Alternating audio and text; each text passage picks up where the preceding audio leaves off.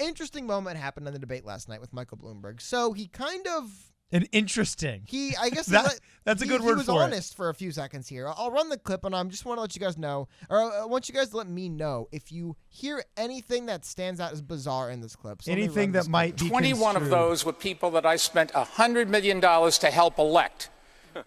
All of the new Democrats that came in, put Nancy Pelosi in charge, and gave the Congress the ability to control this president, I got them. Number two, when you talk about money, gave the Congress the ability to control this president, I got them. Number two, when you... So I like how you actually can hear a round of applause starting when he's talking about how he was all these Congress people have flipped the House. Woo, I got them. So that was but what does he mean by that? Because it's one thing for him. Maybe he was trying to say, I bought ads to help them win, and he just cut himself off and changed, right? But what is he talking about when he says that? Well, I want to go back in the Wayback Machine here to the far distant past of 2018 when there was a big midterm election and the House was actually flipped blue by Democrats. This is an article from the New York Times from 2018. Yeah, but we lived this, bro. You and I lived this. This is more than just us digging up a New York Times article. But I want to show, though. We firsthand experienced Michael Bloomberg's money flooding a district the week before the election goes and then tipping it on behalf of a Democrat who ended up being just an absolutely horrible dumpster fire of a person. It was a pretty bad investment. But hold on. Yeah. I want to kind of get to what you're talking about, and then we'll get into that as well. So, okay. There's a whole article here, but this is what I want to show you guys. This is a map of the 24 House races that Michael Bloomberg targeted in 2018. Now, 21 of those he did win. It is worth noting, we'll get to in a second, California 25th is currently vacant at this moment. So it's more like 20 wins. I haven't looked into every other district. I don't think there's any other vacancies. And, of course, a lot of these people are getting ready for some contested, I'm sure, House races again.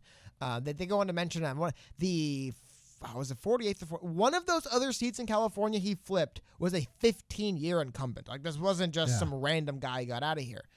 But how much does this cost, right? You're talking about Dana Rohrabacher. Exactly. Down in San listen Diego, to this. right? They reach out to a Kevin McCarthy, who's the House Republican leader. Listen to this. Assessing the election outcome, Kevin McCarthy, the House Republican leader, cited Mr. Bloomberg's spending as a significant factor. Michael Bloomberg's money went a long way. He defeated a lot of people by writing those $5 million checks. Kyle Kondik, managing editor of Sabato's Crystal Ball at the University of Virginia, Politics credited Mr. Bloomberg's operation for picking smart races. Smart races. Well, when you go to a town like, for example, as you brought up, the 25th district of California, which encompasses Santa Clarita and Palmdale and a couple other cities, you're running to represent how many people? 300,000, 400,000? That's a bigger district, right? That's not the biggest thing ever. A couple $1 million will tilt those elections big time. So how much did he spend in all across all these elections? Well, now, this is an article from 2020. We have an idea that Michael Bloomberg, through all of his PACs and all of his everything else, spent over $100 million to flip 20 seats at this point. So when he says he bought something, he never know what he actually bought. Well, he said, I bought him. I got him. Yeah, but he could have, like I said, he could have been saying he was bought buying him, got ads. him. But it does feel like he bought them when, yes, he would show up. And as the Republican chair mentioned before, he'd basically show up with a check. Because, hey, what is $5 million times 25? Just spitballing, right? Like, a little over $100 million? Like, yeah, that was basically what he did. He would show up to these districts and he would just be the Bloomberg fairy. Here's $5 million. Here's $4 million. And the thing is, I have to imagine when you're, especially, we'll get to it, I'll show you right now, somebody like, and it's really unfortunate for Bloomberg what happened here. Unfortunately, this Katie Hill had to resign. But what happens when you're someone like Katie Hill? She was a very little known, as far as she had never won any major races before that. No, she was a hateful, toxic person that decided to run for office. Okay, but and accused every person within a 30-mile radius of racism. Okay, got an HBO show. Hold on. Can I get to the facts and you can go into your you can kvetch about all your personal issues in a second. The facts are little known. No one with no real political background, sleeping with 3 interns. Like I said, okay. you can have out all your personal issues in a moment. Point being, was a candidate who did not have a lot of political cachet, not a lot of experience, never won anything before. Well, the Bloomberg fairy came and dropped $4.5 million. Now, like I said, unfortunately for him, she's no longer in Congress. What do you think happens when you're somebody with no real background, no real infrastructure or experience? She had something going. There was a progressive move. I'm not trying to downplay. I'm just saying this wasn't some big-time established politician here who got a $5 million check to be a congressperson. Yeah. It's not somebody that could have if- done it themselves. What I'm saying is, you think if Bloomberg comes asking for favors for any politician, but especially those kind of politicians, young politicians, people who just flipped seats, people who need money and support, do you think they would be beholden to someone like Michael Bloomberg? So when he says he bought, Well, and it's these a great candidates, investment I think 'cause- that's a better way of phrasing it than any other way. Yeah, and it's a great investment because if you buy them when they're young in their freshman year, they're forever indebted to you. And you know they're going to be in Congress for another 20 years, so you're all of a sudden getting 20 years of loyalty instead of just 5. Invest in somebody in their 60s, they're going to be out of the game working as a lobbyist on K Street within 2 or 3 years. Well, also you have the You know issue what I'm with some saying? people. It's like, well, I'm the guy who gave you $1 million. And for some of them, it's like, which one? Yeah, For candidates like this, it's I remember the guy who gave me my $5 million check. Yeah. Like those, it just and we've seen it. We've seen after Bloomberg's first debate disaster. I mean, his first debate performance was really bad. He got 5 or 4 major endorsements from like sitting political members, and I think 1 or 2 of them were. And also, there's a lot of people out there, a lot of mayors that Bloomberg invested into their city for seemingly no reason, right?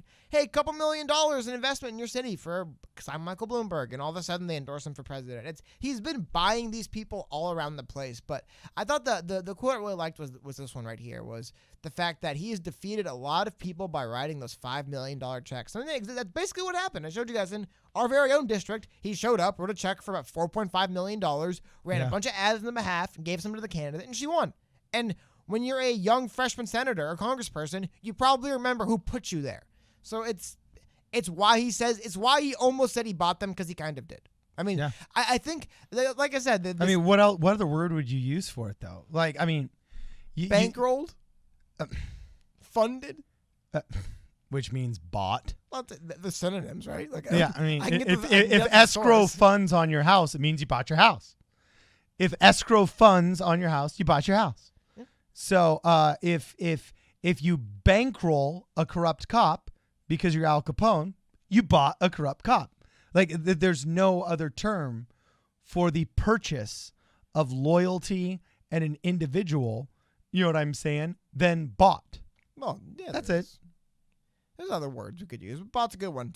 How about put it this way? Bot was the word Michael Bloomberg was about to use. So he clearly thought it was a good one as well. But I wonder, we can go through and look, but I wonder how many of those 24 districts he targeted, I wonder how many of them weren't only vulnerable seats, but they were also people he thought he could buy. I wonder how much that matters to someone like Michael Bloomberg when he goes around and he makes these investments. Well, Would he invest in someone that might turn around and say, I don't need you, man. I'm comfortable in the seat. I have other support infrastructure. I'm not going to lose. Like, it's kind of nice to have somebody in a seat that just flipped in a contested district. Because you know what they need? They need more money and they need more support. And if that means they have to endorse Michael Bloomberg, and we've already seen it. I wish I had done it already, but I'll pull it up in our next video and show you guys. I wonder how many of these people are endorsing Bloomberg right now. How many of these 20 now Congress people that are there because they got money from Bloomberg, how many are endorsing him? And again, you notice the states? It's not in one part of the country in particular. We got California, Super Tuesday state. He wants to win that one. We also have stuff in, Pennsylvania, Texas, Florida, Michigan, Georgia. He didn't care to flip many districts in a lot of states, but there was a few he wanted multiple districts in, and it appears he got them. Got 2 in Virginia. Interesting, right? Just saying. Well, it look, definitely appears to be in a strategy.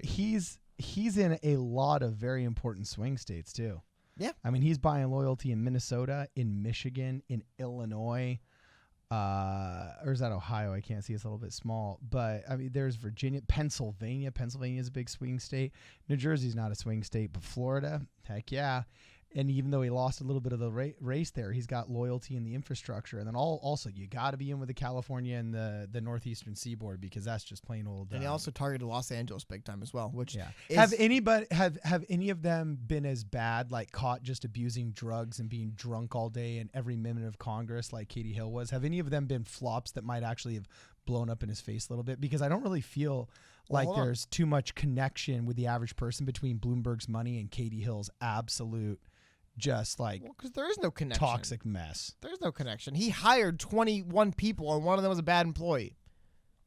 Okay, so you think that it has just been one. I can't think of really anybody else. That's been No, as big that was a dumpster very fire. unique situation. And again, it also happens. Of when course, you- it had to be in our but- district. Exactly. But You know again, what I'm saying? it's one of the risks that you run when you go out there and you are targeting politicians who don't have the infrastructure and the clout and the long-term experience to fall back on and not have to say, fine, buy me for $5 million. Like, because a better way of putting it is you kind of get what you pay for, you know? Yeah. When you're trying to find candidates you think you could own, you're probably not finding extremely capable, long-standing, experienced politicians. They're harder to buy than people who are desperate for a seat. They're easy. So when you're going around trying to find people who want to flip a seat, they want to get their first time in Congress, they're probably, you get what you pay for. You pay 21 of them, the odds that one of them blows up in your face, I don't think it's that crazy. Yeah. Anyway, let us know what you guys think in the comments below. If you haven't had a chance yet, join the channel. It's a really inexpensive way to make sure that we keep this content coming to you without any corporate sponsorships. Also, make sure you follow us on Twitter at PSP Radio 1 or on Instagram at Problem Solver Politics. This is Problem Solver Politics. Smash that like button. We'll see you guys in the next video.